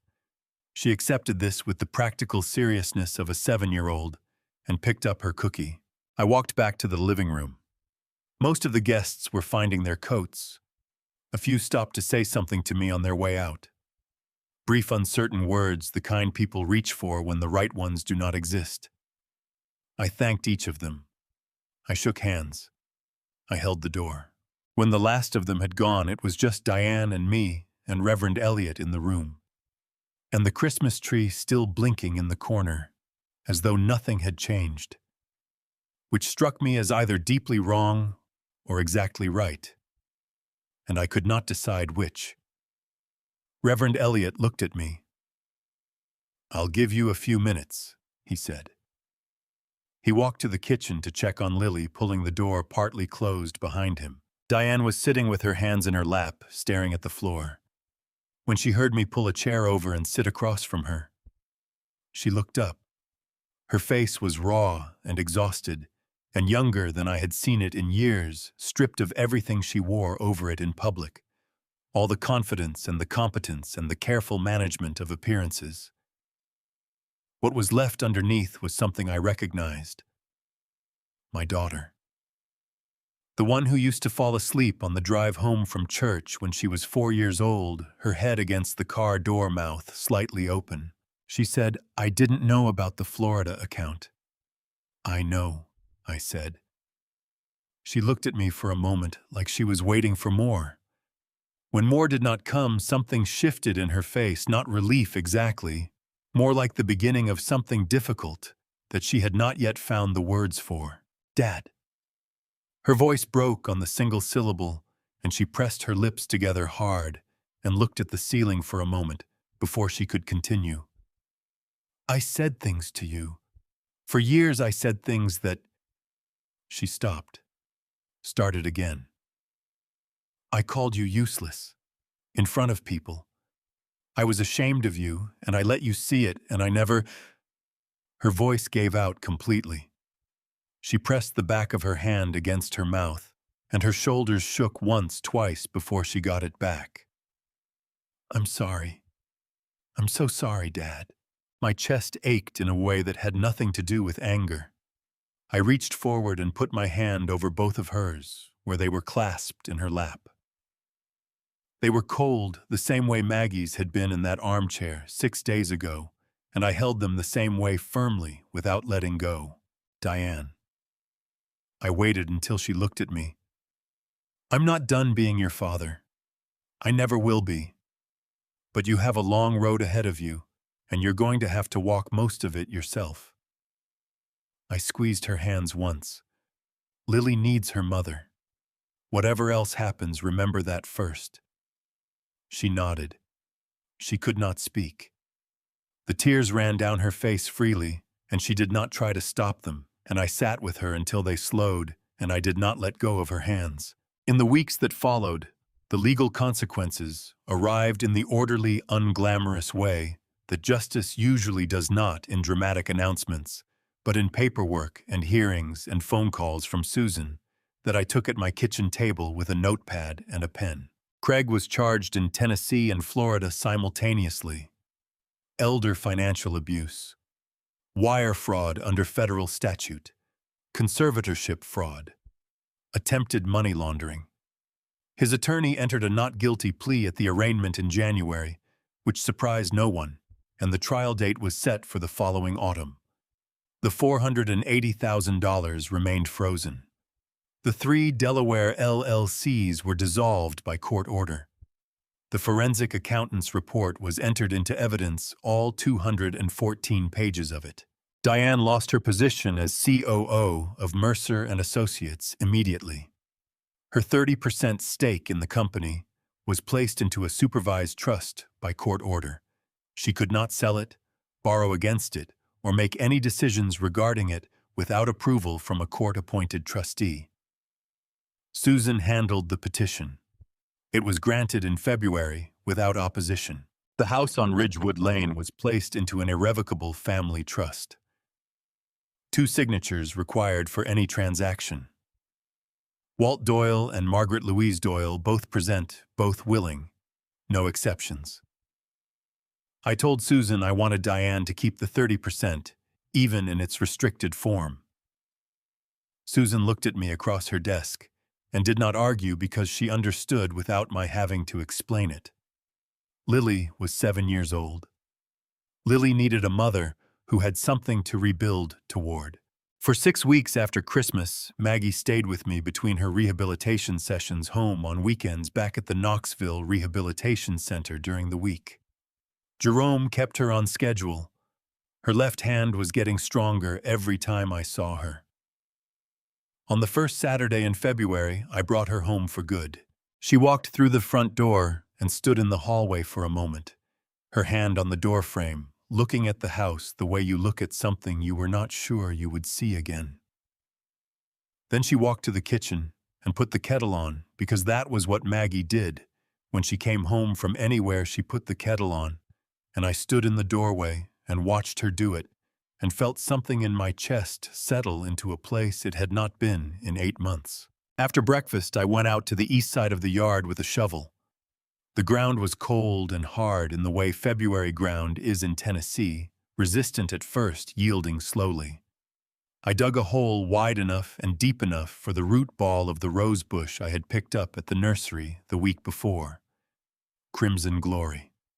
The same variety Maggie had chosen 35 years ago, dark red, the kind that blooms heavy and full when the weather warms and smells like something worth remembering. I set the plant in the hole and pressed the soil in around it with both hands, working it down firmly the way my father had taught me, making sure there were no air pockets, no gaps, nothing that would let the roots sit wrong and fail before they had a chance to take hold. When I stood up and turned around, Maggie was at the kitchen window. She was not looking at the rose bush. She was looking at me. And she was smiling, not the careful, measured smile she had worn through 8 months of scripted phone calls, but her real one. The one that started at the corners of her eyes before it reached her mouth. The one I had been looking at for 35 years and still had not gotten tired of. I raised one hand toward the window. She raised hers back. I turned to look in the bare stems of the new plant in the dark February soil. No blooms yet. No leaves. Just the root structure hidden underground, doing the slow, invisible work that everything alive has to do before it can show the world what it is. I picked up the shovel and walked back toward the house. "Coffee's ready?" Maggie called from inside. "Coming," I said, and I went in. The first sign that ordinary life was coming back was the sound of Maggie's slippers on the hardwood floor at 6:15 in the morning. Not the careful, measured sound she had made in those early days home when she was still relearning the distances between rooms, still bracing her left hand against the wall in the hallway, just in case. This was the old sound, unhurried, purposeful, the sound of a woman who knew exactly where she was going and had no particular reason to rush. I heard it from the kitchen where I was making coffee, and I stood there with the pot in my hand and felt something I could not immediately name settle into my chest, like a stone finding the bottom of still water. She appeared in the doorway in her blue robe, her gray hair loose, squeezing the small rubber ball in her left hand, the way Jerome had shown her 3 sets of 10, morning and evening, no exceptions. "You made enough for 2, I hope," she said. "I always make enough for 2, I said. She sat down across from me and we drank our coffee and talked about nothing important. Whether the oak tree needed trimming, whether she wanted to try the new tomato variety Roy Tanner had recommended, whether Lily's birthday was in September or October. The kind of conversation that has no significance whatsoever, and is therefore among the most significant things 2 people can share. In late February, I ran into Diane at the grocery store on Broadway. Not planned. Not arranged. She was in the produce section holding 2 avocados and comparing them with the focused attention of someone who needed to be doing something with their hands. She looked up when she heard my cart, and for a moment, neither of us moved. She looked thinner than she had at Christmas. The careful composure she had always worn in public was still there, but it fit differently now, looser like clothes that belonged to a slightly larger version of herself. Her eyes were tired in the particular way that people's eyes get when they have been doing hard internal work for a sustained period of time. "Dad," she said. "Diane," I said. She set the avocados down in the cart. She looked at me for a moment, and then said quietly, "I didn't know about the Florida account. I need you to know that I have said that to myself every single day since Christmas, and I still don't know if you believe me." "I believe you," I said. She pressed her lips together hard. Her jaw tightened. "I said terrible things to you, for years, in front of people." She stopped, started again. "I don't have an excuse for that. I've been trying to find one and I don't have one."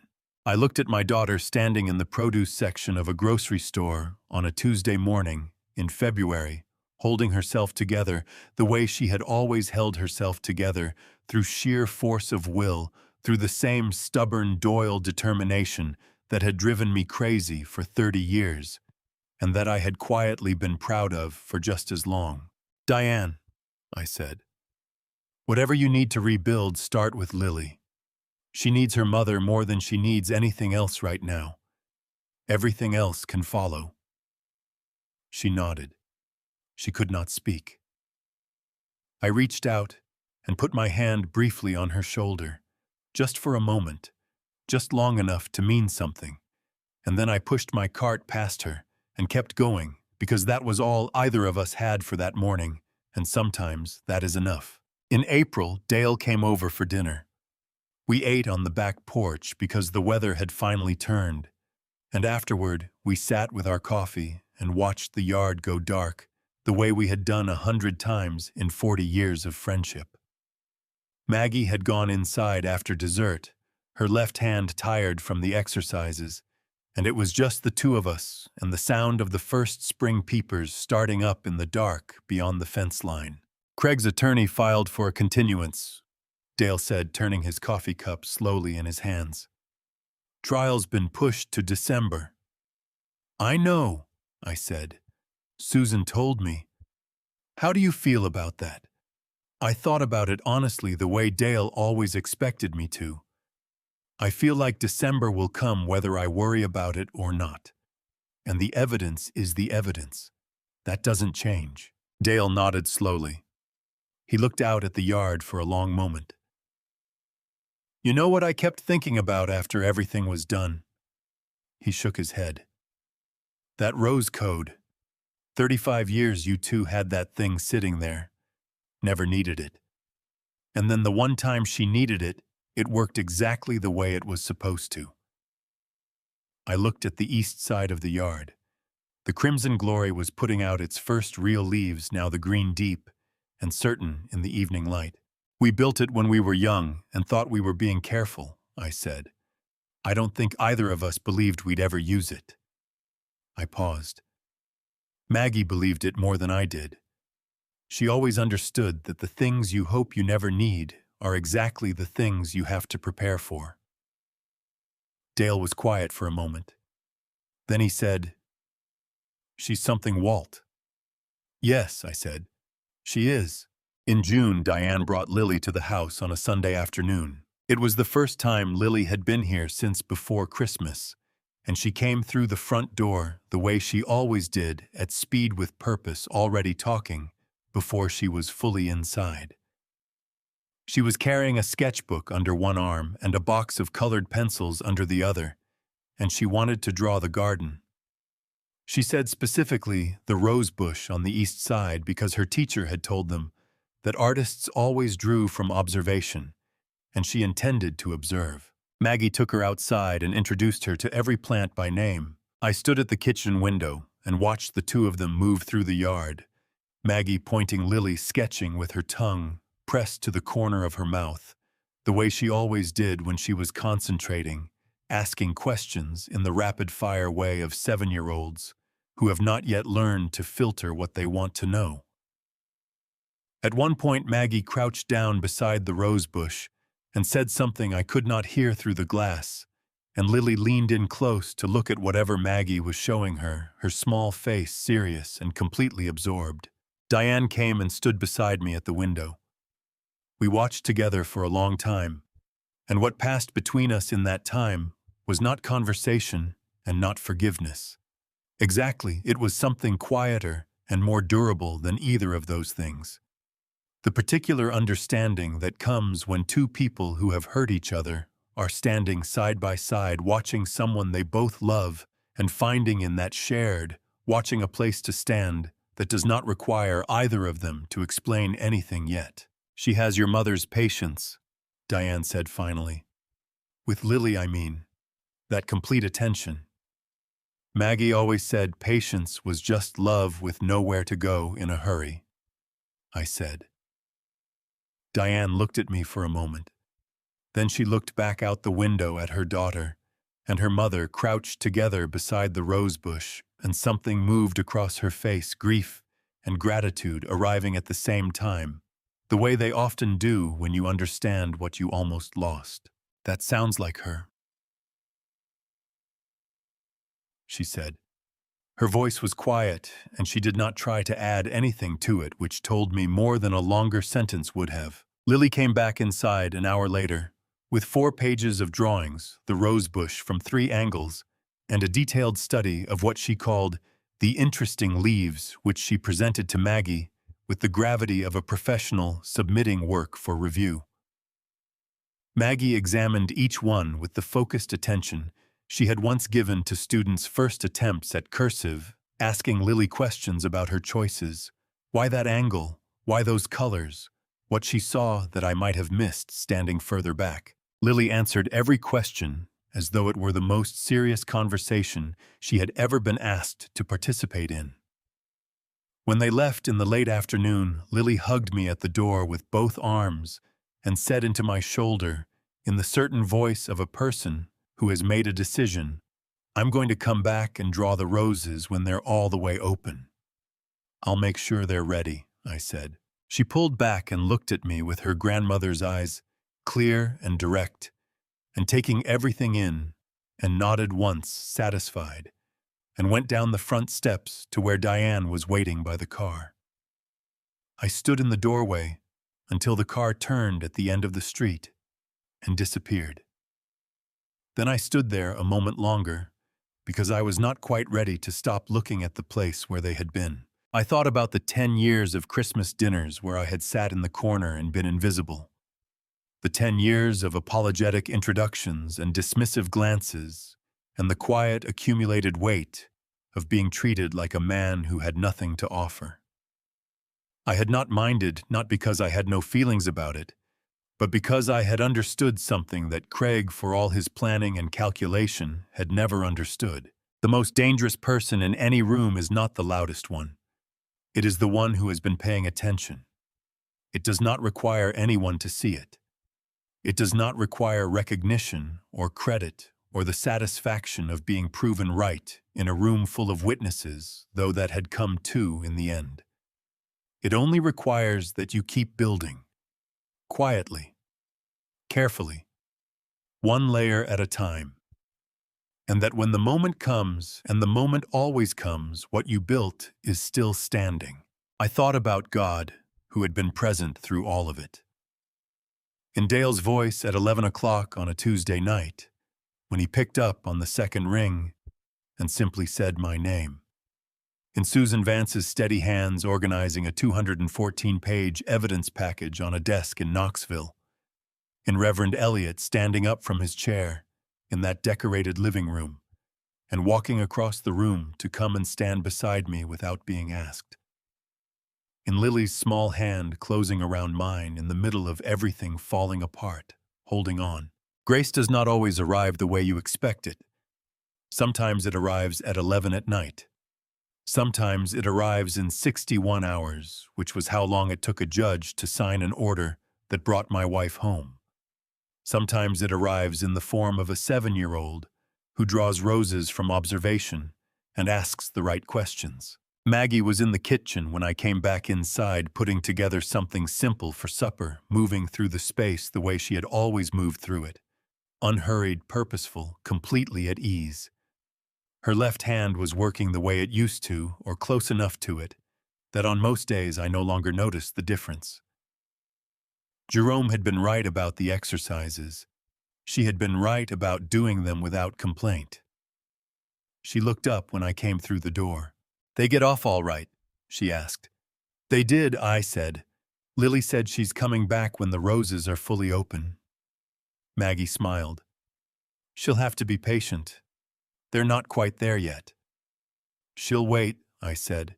"She has your patience." Maggie looked at me for a moment with the expression she wore when she thought I was being sentimental, but did not entirely object to it. Then she turned back to the stove. We ate supper on the back porch because the evening was warm, and neither of us wanted to be inside. The yard was quiet the way it gets in early June before the heat sets in fully soft, and still the air carrying the faint smell of the rose bush and cut grass, and the neighbor's charcoal grill 2 houses down. Afterward, we sat on the porch swing together, close enough that our shoulders touched. The fireflies were beginning to move in the long grass along the fence line, blinking on and off in the dark, the way they always did in Tennessee in June, unhurried and certain, each one doing its small work without needing anyone to notice. We sat there for a long time without talking, which was not the same thing as silence between two people who have nothing to say. It was the particular quiet of two people who have said everything that needed saying and are now content to be in the same place at the same time, watching the yard go dark and the fireflies come out and the rose bush on the east side filling slowly with deep red blooms that smelled in the warm evening air like something worth every single thing it had cost. Maggie leaned her head against my shoulder. "Walt," she said. "Yeah," I said. "I'm glad we planted it," she said. I put my arm around her and held on. "Me too, Maggie," I said. "Me too." If this story stayed with you, if something in it reminded you of your own life, your own quiet work that nobody saw, your own roses planted in faith that spring would come, I hope you will leave a comment and tell me where you are watching from tonight. And if you know someone who needs to hear that the strongest foundations are always the ones nobody sees, share this with them. It might be exactly what they need today. We will be back with another story soon. Thank you for being here. This story is a work of fiction. Names, characters, and events are the product of the author's imagination. Any resemblance to actual persons living or dead or actual events is entirely coincidental. People ask me sometimes whether I regret waiting so long, whether I should have acted sooner, spoken louder, pushed harder. Honestly, I regret the silence I kept for the wrong reasons. I stayed quiet because I wanted to keep the peace. I told myself it was patience. It was not patience. It was fear dressed up in a quiet man's clothing. Don't do what I did. If something feels wrong in your family, trust that feeling. Document everything. And never let the people who love you be alone in a room where they cannot speak freely. I have seen family drama revenge play out in courtrooms and kitchens alike. The real ones, the family stories, revenge that actually matter, are not about destroying someone. They are about protecting the people you love until the truth can speak for itself. I am 60 years old. I have learned one thing worth passing on. The strongest thing you can build is trust between two people who choose each other every single day. God showed me that in the middle of the hardest year of my life, through the hands of friends who showed up when it counted.